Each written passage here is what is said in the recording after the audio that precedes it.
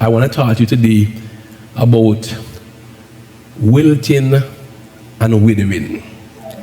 If you're in your garden, sometimes you see that you have a plant there, especially when it's young, and it kind of declines and decay. Anybody know what I'm talking about? You have a plant and, it just kind of just stay there, leaves start drop off, and it start to decay. I gotta pray for my wife. I don't know what kind of, I know what green thumb, but I don't know what other color thumb they have, because let's just say, when my wife get a plant, insurance won't give it insurance because it don't look good. Amen. That's all I will say, but it don't look so good. But there is, as you go through, the more you go in the garden and look at your plants, you spend time, you realize sometimes they begin to wilt and wither, especially when the place is dry, and even sometimes when the place, it's like a warning sign that you see this plant just start to wilt. The leaves on them sometimes crinkle and begin to wilt. And I thought that word hit me,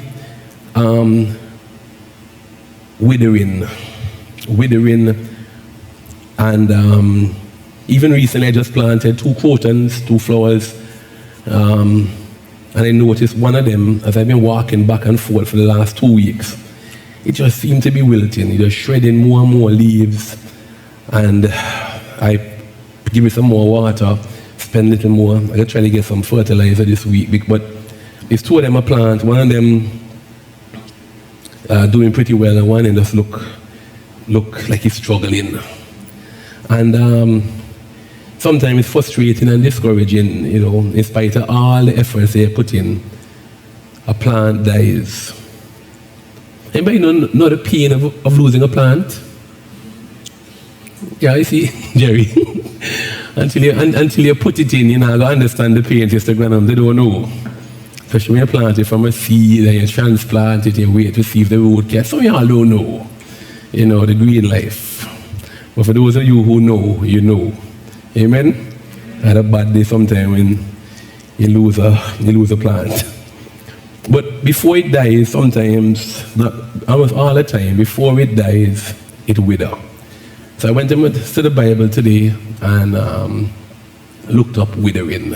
Because that's the word, strange word that came in my spirit to share with you today. I want to talk to you about withering. Turn me to Psalm 1 verse 1. I shouldn't even let you turn there, because I think we all know this by heart. We should know this by heart. If you grew up in Antigua, you should know this. So let's go. We're going to read from verse 1 to 6, so we want one verse, but we know it so well.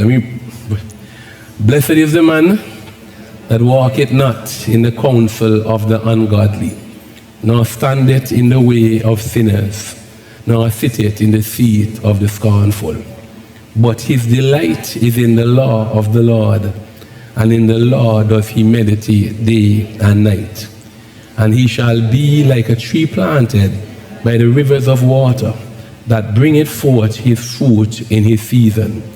His leaf also shall not wither, and whatsoever he doeth shall prosper.